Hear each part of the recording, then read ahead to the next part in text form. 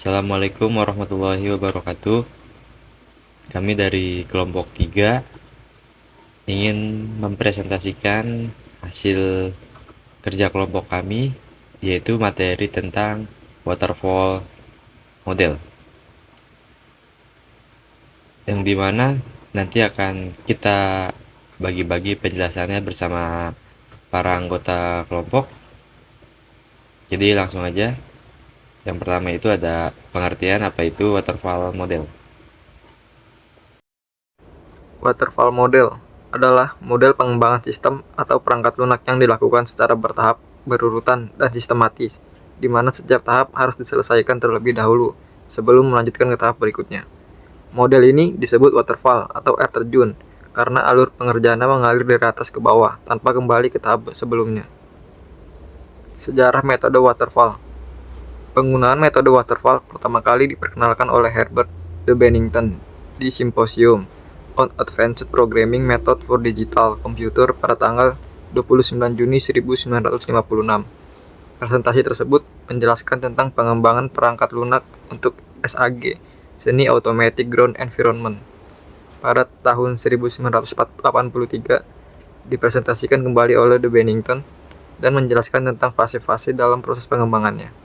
Kemudian, pada 1985, Departemen Pertahanan Amerika Serikat juga menggunakan metode ini, dengan beberapa tahapan yang digunakan, terdiri dari 6 fase, yang terdiri dari preliminary design, detailed design, coding and unit testing, integration, dan testing. Oke, baik, selanjutnya ada tahapan waterfall model. Ini requirement analysis, analisis kebutuhan. Tahap mengumpulkan dan menganalisis kebutuhan pengguna serta menentukan spesifikasi sistem yang akan dibuat. Kedua, sistem design, perancangan sistem. Tahap merancang arsitektur sistem, desain database, serta antarmuka pengguna berdasarkan kebutuhan yang sudah ditentukan.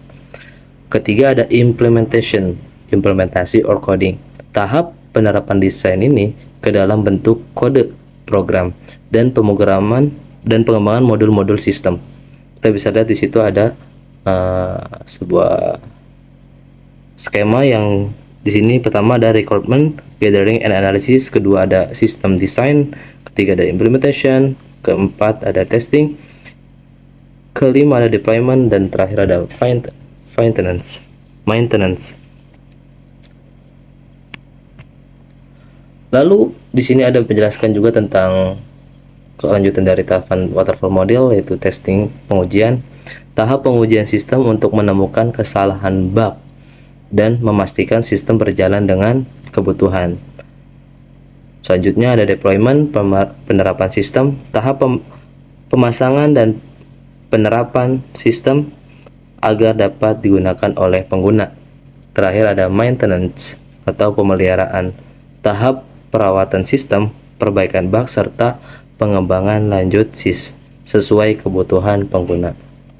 Penjelasan. Lalu selanjutnya ciri-ciri waterfall model. Ciri-ciri waterfall model ini pertama ada alur kerja linear dan berurutan. Model ini menggunakan alur kerja yang berjalan secara berurutan dari awal hingga akhir tanpa proses yang berulang kembali.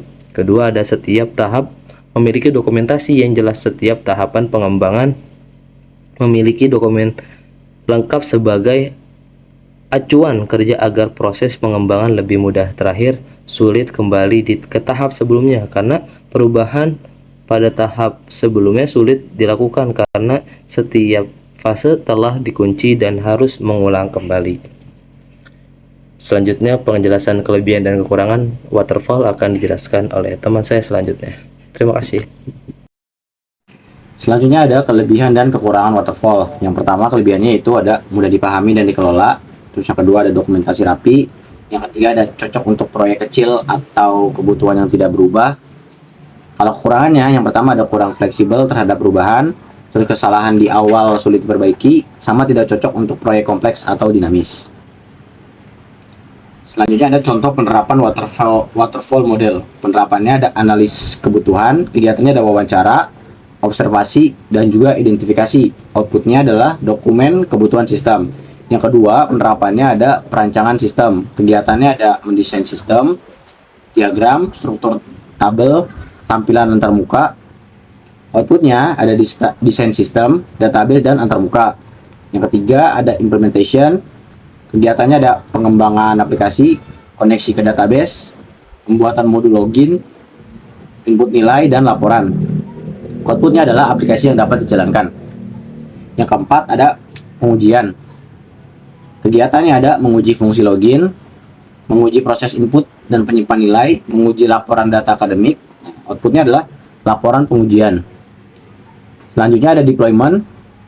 Itu kegiatannya ada instalasi aplikasi di komputer sekolah, setup database, pelatihan singkat pengguna, contohnya admin dan guru. Outputnya adalah sistem siap digunakan. Selanjutnya ada maintenance.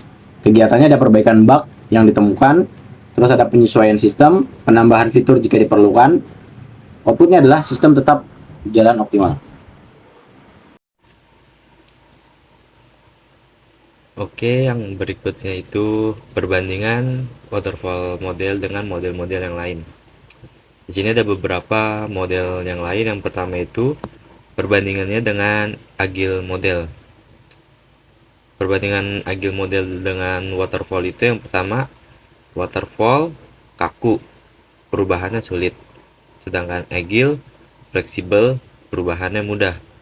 Agile itu lebih cocok untuk proyek yang kebutuhannya sering berubah-ubah. Model yang lain itu ada spiral model. Spiral model itu menghubungkan konsep waterfall dan iterasi dengan fokus utama pada analisis risiko di setiap tahap. Perbandingannya dengan waterfall model itu, waterfall risiko setting diketahuinya di akhir. Sedangkan spiral model ini resikonya dianalisis dari sejak awal. Spiral cocok untuk proyek besar dan kompleks, sedangkan waterfall cocok untuk proyek sederhana. Kemudian ada prototype model. Prototype model ini membuat contoh sistem atau yang disebut prototype terlebih dahulu agar pengguna bisa melihat gambaran sistem sebelum versi final dibuat.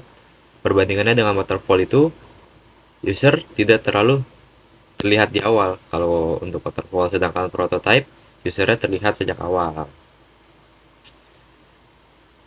Kemudian kesimpulan perbandingannya itu setiap model pembangunan itu memiliki kelebihan dan kekurangannya masing-masing.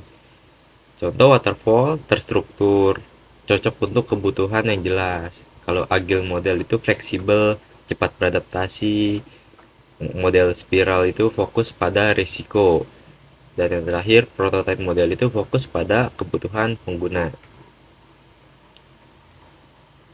Jadi, kapan tuh harus menggunakan metode waterfall?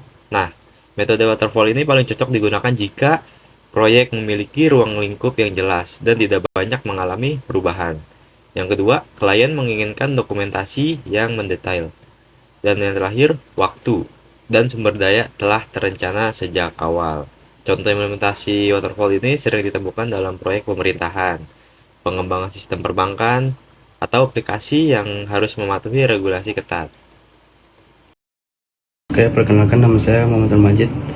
Berdasarkan hasil evaluasi, waterfall model memiliki alur pengembangan yang terstruktur dan mudah dipahami, sehingga efektif digunakan pada proyek dengan kebutuhan yang sudah jelas dan jarang berubah. Namun, model ini kurang fleksibel terhadap perubahan, sehingga kesalahan pada tahap awal dapat berdampak besar pada keseluruhan proyek. Selain itu, keterlibatan pengguna yang terbatas menyebabkan resiko ketidaksesuaian sistem dengan kebutuhan pengguna baru diketahui di tahap akhir. Oleh karena itu, waterfall model layak digunakan untuk proyek yang stabil, tetapi beresiko tinggi jika diterapkan pada proyek yang dinamis.